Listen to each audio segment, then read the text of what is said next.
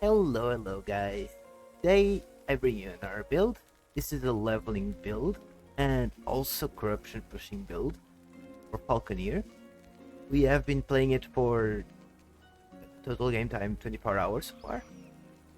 So it's not all yet fully fleshed out in terms of end game. I will update that later on.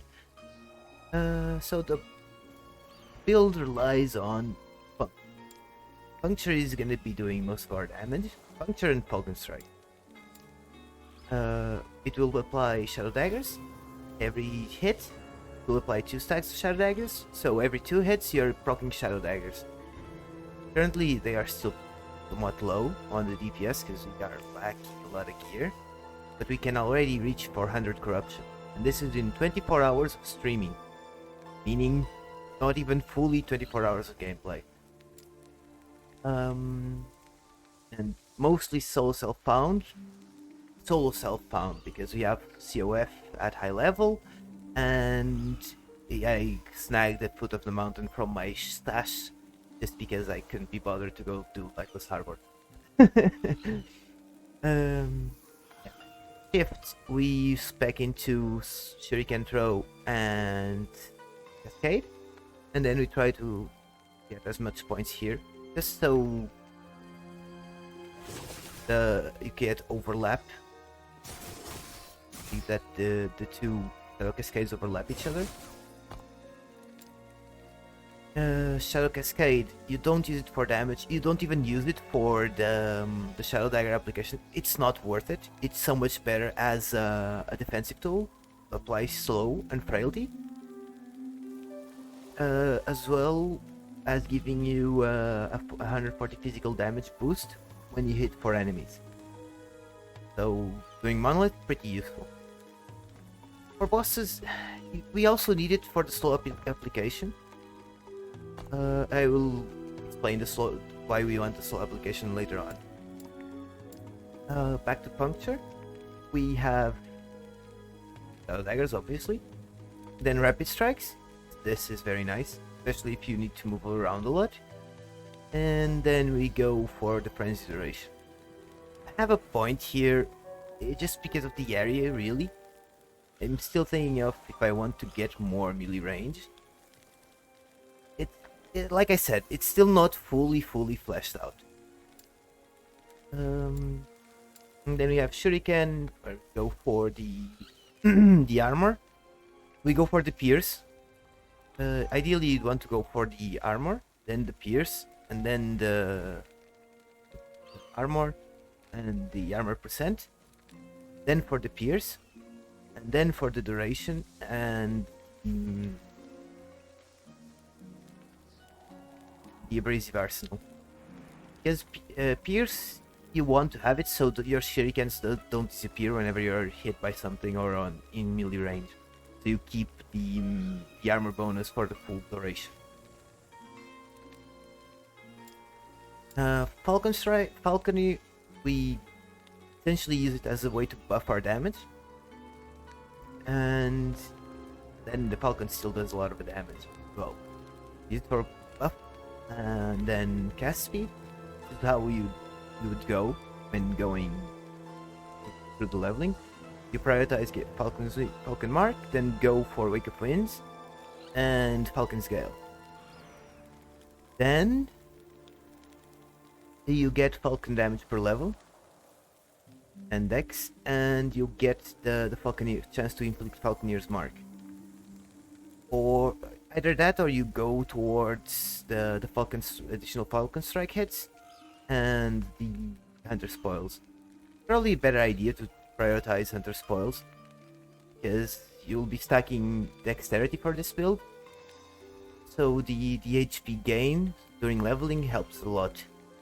So we would go Falconer Mark, Wake of Wings, Falcon's Gale, then put 1 more point Falcon Mark,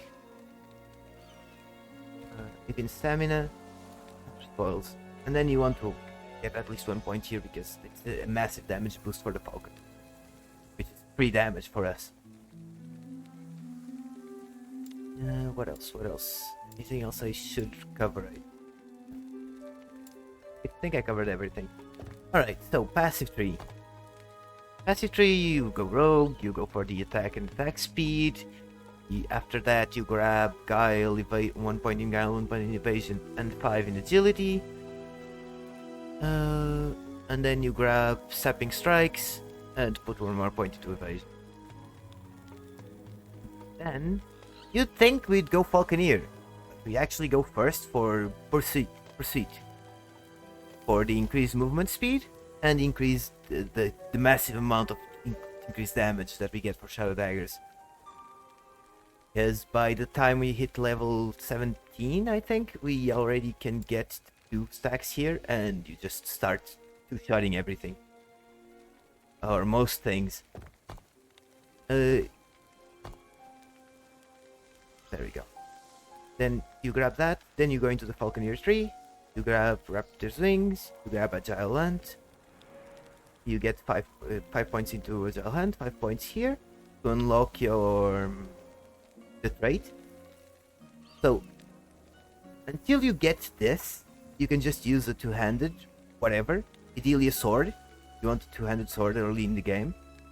You can delay equipping a spear, but by the time you get this, start getting points here, you really want to get a spear, because that 60% increased puncture range is massive. And then you just focus on spear by then. So, Raptor's Wing, your Duelist, and Agile Hunt, you'll have to max these 2 to get to that. Get Sharpest Point. Then you prioritize Vision Tactics. As soon as you get 5 points in, you get Intuitive Connection.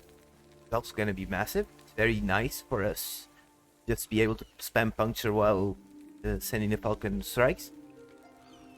Then you get 1 more point here, your Relentless Talons, just so you can get more health on hit, so more sustain. We're all about sustain. Then you go for the Glancing Blow chance, because you'll need the extra 5 points till you reach this. This is gonna up your survivability a lot, like massively as well, because of the armor you get per dex, since we'll be focusing on psychic dex. And then you get Tailwind, 1 point here, and you get Strike Flank. And this, I should think about maxing this out. I'm still not sure. There's still some tweaking to do. You go for this because you get more damage per slow. So it's a 6% more damage. Just 3 damage, really. Because you can get free slow application from Shadow Cascade. That's why you want to put shift into your rotation to get the slow proccing rotation. But if you feel like you are getting killed, so you can just sit and pop shuriken to keep the armor up while you're doing puncture. And shuriken is actually pretty important as well, as you can see, 46, 63. The massive amount of the armor.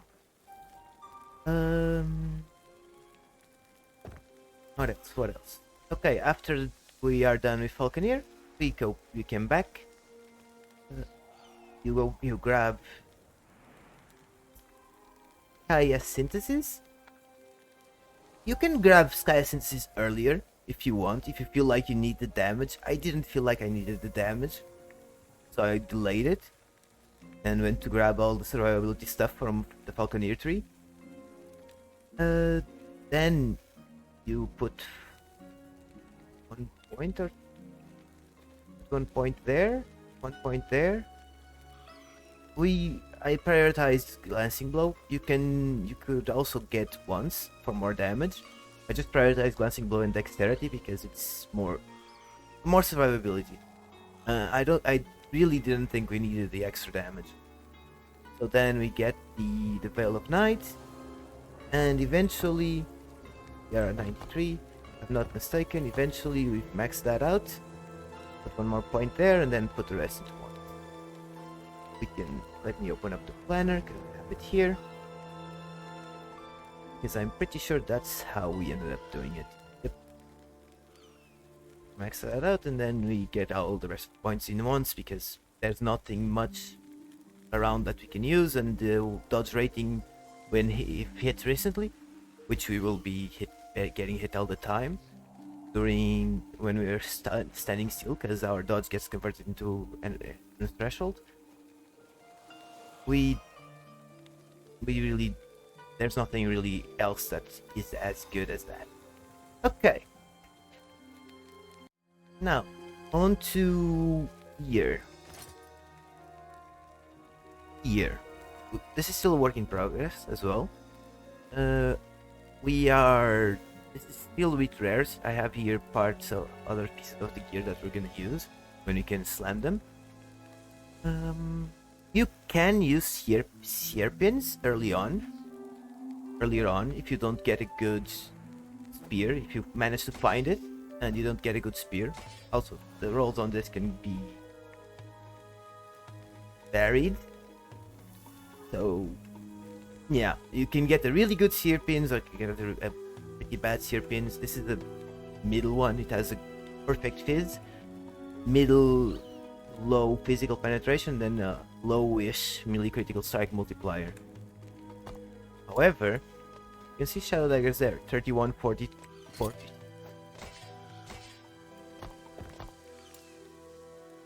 47. So it's a massive gain for shadow daggers. The problem is, you lose the attack speed. So even if the shadow daggers hit by a lot, you lose a lot of attack speed. As you can see. That's why I'm keeping this until we find... until you can get one of these with attack speed. If you can get one of these with attack speed, it automatically becomes your best in slot weapon. Even if it doesn't matter if the roll is good or bad, unless you get a really busted trident with, say, 2 T6 mods or something like that. Okay, Titan's Heart, also a very useful item. You can take full advantage of it. It gives you a massive amount of HP and damage mitigation, and as soon as if you find one, just use it. Don't worry about dexterity, don't worry about slamming it, don't worry about anything. A simple, clean Titan Heart will boost your survivability massively on this build. Then here, just grab whatever. I'm using this because I found a T7 physical penetration. Ideally, you'd want something like this. But there's the planner here. You can see the other gear that you can use, and you don't find the uniques. Then we have with these to farm unique. This is a kind of a staple of the build, and is what enables it to be so tanky, foot of the mountain. Because it will convert all your dodge into endurance. See, we have 56 dodge percent. It's lower in the Monolith. As you can see, we have 63% armor and 56% dodge. When we start hitting, because we get the shroud on hit, we get higher dodge.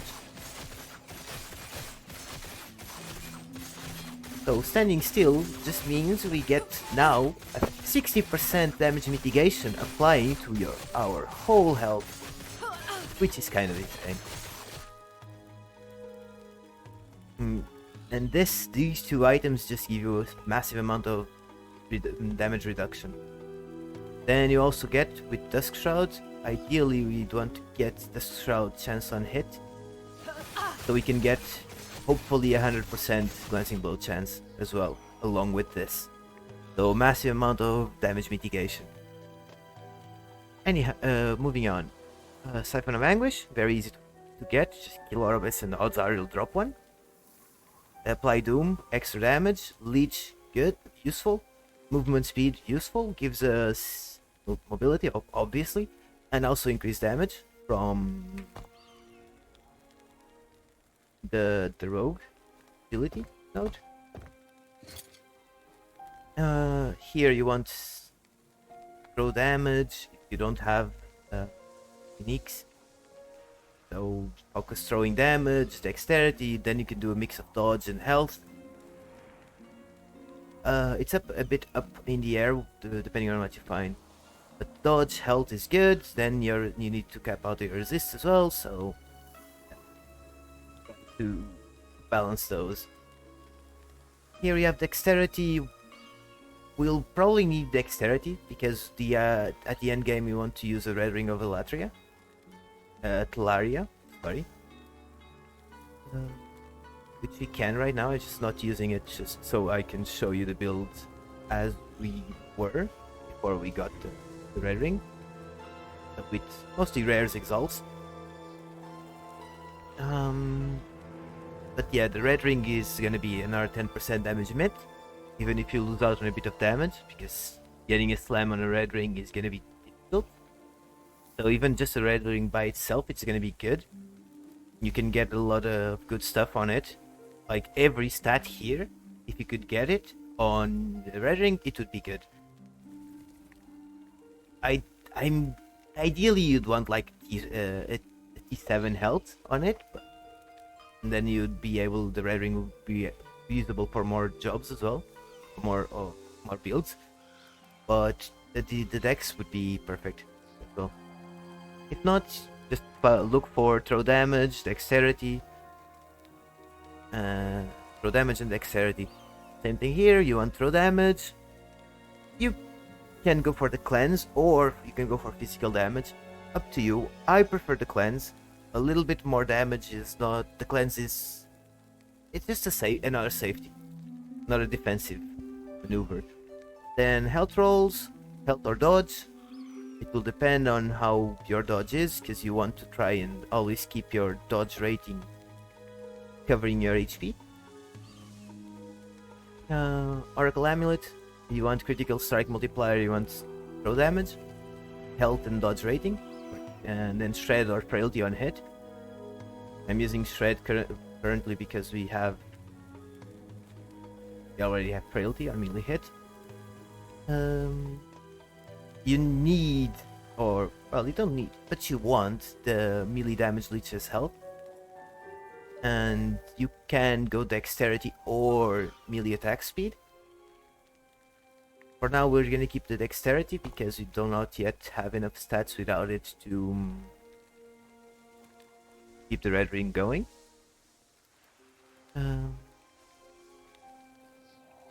What else? If you can't get the Titan's Heart, any armor, like physical penetration with shadow daggers, dexterity, health and dodge rating, or health and health, works. You can even use the Dusk Shroud chance on hit instead of the physical penetration with shadow daggers. You do always want the dexterity though, because the dexterity will give you dodge, damage, and because of the passive in the Falconer tree, you are also getting flat damage from it. Not much, but it just makes dex better and better. And then it will, at the end of the day, enable your red ring. I think we covered everything, really. You don't particularly need skills. This is something that we still need to go through. See if there's any skill that we'd like as a high roll on the relic, to see if it's better than throw damage or critical strike multiplier or whatever. It's still a bit up in the air. Let me check. I can't remember what I put on the planner at the end game. Yeah, we went dexterity. Just so like I put all dexterity because so we can have leeway into making sure we have the red ring active. Because for example here, if you manage to get all the perfect rolls of dexterity and attributes, you can very simply change that 08 dexterity to vitality, because then it would let you get these out. You'd be resist capped because the vitality with poison and necrotic, and you'd be able to get another 530 HP. Oh right, idols. Pretty standard. physical penetration shadow daggers in all of them. And then you can mix and match shred armor duration with elemental resistances depending on your resistance needs. On this we can get to with shred armor duration. Let's us stack more armor shred. Nothing much to it. And then we use 2 small dodge idols, just so we can cap out our poison and necrotic resist. You might need to use more. It really depends on what you get, how lucky you are. Right? But it's always like that.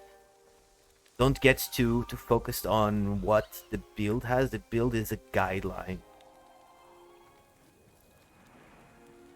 Like, for example, if you get one of these with T6 melee physical damage and the T6 melee attack speed, for example, that's also gonna be amazing. It's gonna beat Sierpin's until you can get a good rolled one. So yeah, especially because since it's an exalt or a rare, you can also get a sealed affix on it, which you cannot get on a legendary. So always keep that in mind. But it is a very easy to build it with uniques like that. So what else are we missing? Right, we are missing the Shattered Chains, which will combo along with your Siphon of Anguish for the Doom application. You'll get more damage from melee application, you get added damage, you get armor, and you get increased melee damage. It's just free damage. And ideally you want to float it with health. And then if you manage to get it a 2, I mean, health, dodge rating, throw damage, all of these are good. All of them are good. And then you have Falcon Fists. Falcon Fists, ignore the Falcon part, because it doesn't matter. Falconer is useful. Falconer is it just lets you have more possibilities on the Falcon skill. So you'll be able to, say, for example, grab more damage on the Falcon. You can get it to also do feather knives. You could augment his attack speed and get additional Falcon hits and Falcon Strike. Also get the Blood Dance. Then it will be a bit. You could also go get a Screech for more slow and frailty application. There's a lot of possibilities that you can do with it. But the most important is increase the melee attack speed and increase fire damage, melee fire damage. That increased melee fire damage, while it's not ideally physical, it will still help Shadow Daggers do more damage. And especially the most important is the melee attack speed. And Falcon Fists are extremely easy to get at 2 LP. You can very easily find them, and you can just slam it with health, melee health leech, and whatever defensive you want. Let me check the planner. Alright, we went melee leech, throwing damage, and reduced bonus seconds from critical strikes. Ideally, I would suggest you try to get the T7, reduced bonus from damage taken from critical strikes. There are a few ways you can deal with crits. I would say that melee leech first, crit damage reduction second, throwing damage third. Because if you can get that, example, on our Titan Heart, we already have 40% reduced bonus taken. With those Falcon Hearts, with a T7 crit damage reduction, we'd be able to get 100% reduction. But even if you cannot get 100%, like having 90 or about 90% is already makes crits less of a problem. What else can we talk about here? Right, necklace. Hands down, other than this, maybe Nihilist, but I'm still not sure about that. Because the 20% less damage over time taken is just nice. It's just 20% flat damage reduction, no questions asked. Although you already have a lot, so that loses a bit of value. Again, this is one of those items that's still very up in the air what we'll be using. The headgear is probably gonna stick around with this. Yeah, we got the pointed puncture because we could get, what was it? Yeah, we could get the mutilate. Just another way for us to instantly get health back, because we'll still be applying a bit of bleed here and there from perforate. And I think and we also have on the tree here, we also get free 50% bleed chance. So it's just a way for us to heal a bit more, and also helps dealing instant damage. And yeah, I think that's it. As you can see, my idols, like early on, use your idols to fix your resists. Don't worry too much about getting perfect idols. Just try to get idols that will help you cap out your resists. Like here, I'm only using one, and it's more than enough for 400 corruption. We'll have a video a bit at the end with the corruption, showing you how the build does there. But yeah, that's all from the gear.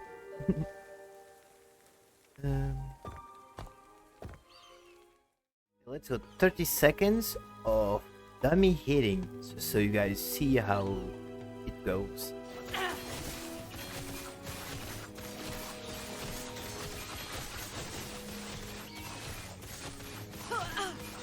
Apparently it bugged a bit. Sometimes the Falcon starts.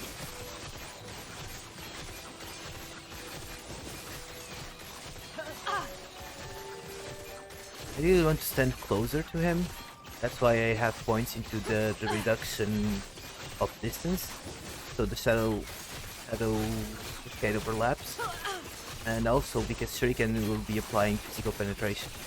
It will just make it so 100% that you're getting the physical penetration to physical shred, sorry.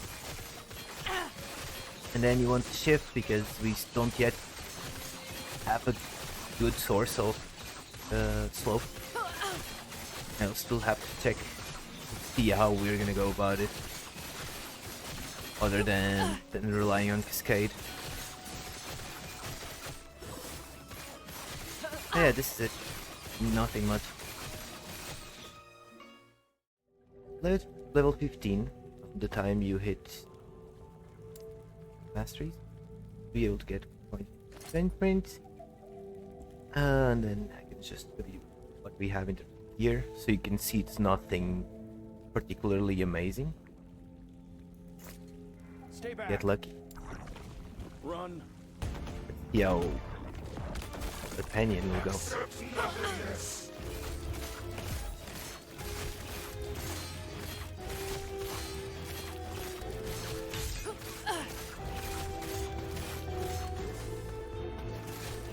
I'll also be doing shift because it will not be blocking Shadow Cascade.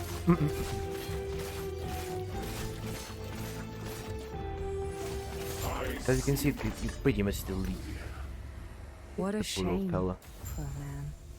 And as soon as you get two stacks on the 2 skill points into Death Imprint, you're gonna be two-shotting most of the monsters.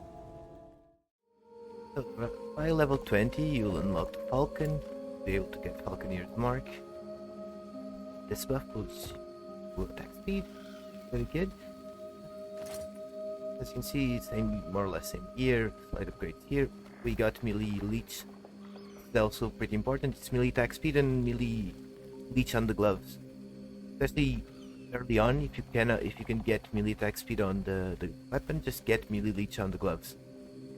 That's that's gonna be pretty much what keeps you alive. Puncturing everything and not giving a care about anything else. Let's show you the boss. The absurdity that this becomes.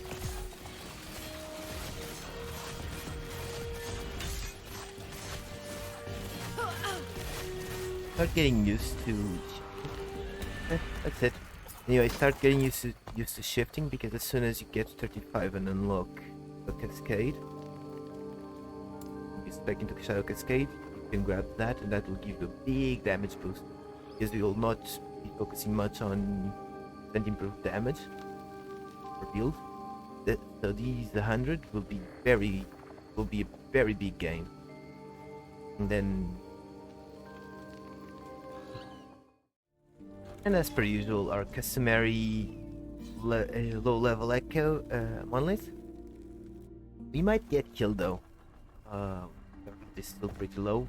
We're at 21. We're just trying it out.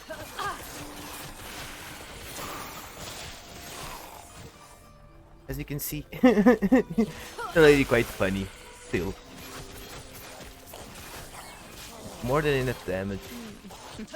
Problem is that you just take too much damage. It's very likely you'll end up getting killed. We have very low armor. We have not ideal resist. Got killed by the poison. Not gonna mess with Nemesis. Nemesis will probably one-shot us. I guess this one you should probably wait till a bit higher, just so you have a bigger health pool. Yeah. Else it's gonna be very easy for you to get killed.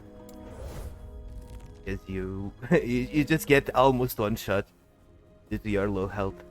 But still, I still think it's a proof of concept that it works. If it can kill on Monolith, it can kill on campaign, whatever it happens, whatever the game throws your way. So this is after 24 hours of actual gameplay. Just 24 hours of game time. This is the gear we have.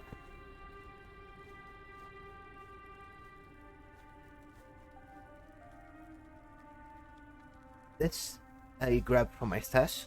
It wasn't slammed. It was just the mountain. So that's the only item that is not dropped by ourselves. But it is foot of the mountain. It's not that difficult to farm. We just go into Lytle's Harbor. I might have an isle or two, immense, and one dodge or two. But that's all we got from our stash. Everything else we just got while playing this character. And we are currently at 418 corruption.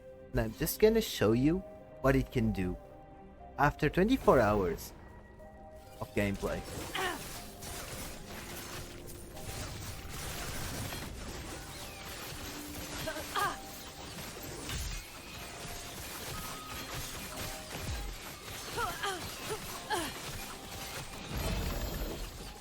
Ooh, Sierpins.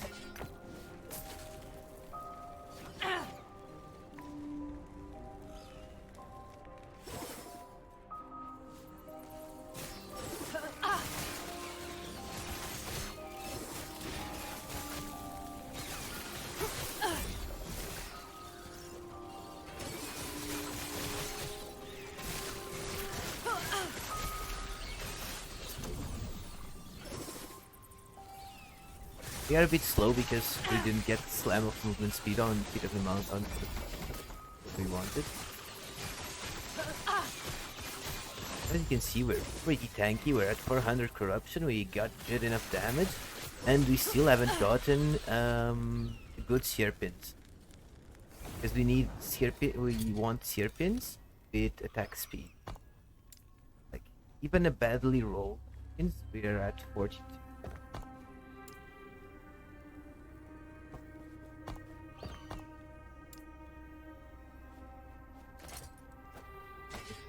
That could be a bit 54. That's a badly rolled Sierpin. Anyhow, that's just a little snippet. So a quick update. After 36 hours of total playtime, we have managed to reach 548 corruption. We have killed Lagon. at 548 corruption. We have cleared echoes at 48 corruption. And it seems like the build works at 548 corruption. Obviously, we did upgrade since our last fight with Aberrath. Oh, we updated for the fight with Aberrath. Which is, we got these slams. That. This doesn't matter. This slam. This. And this nifty little thing as well. So we have enough stats to keep Red Ring active. And these are the IOs that we are sporting. We needed the extra vitality. And it is not a completely soul cell found build for two reasons. One, I had a few Falcon Fists, so that's what we slammed. And more importantly, we have COF rank 12, which changes everything, really, especially level 11. Level 12 as well, but level 11 is just, every time you drop a rare, there's a 25% chance it becomes an exalt. So it is what it is. So don't expect on a fully soul cell found run to be able to reach this point by 36 hours. But well, I think it just proves the build is completely viable. That's it. Oh, one more thing. Yeah, we did kill Aberrath. Forgot to mention that. The video is already on YouTube. It was uploaded before the build guide video. So it will be linked in the description as well. Below the video.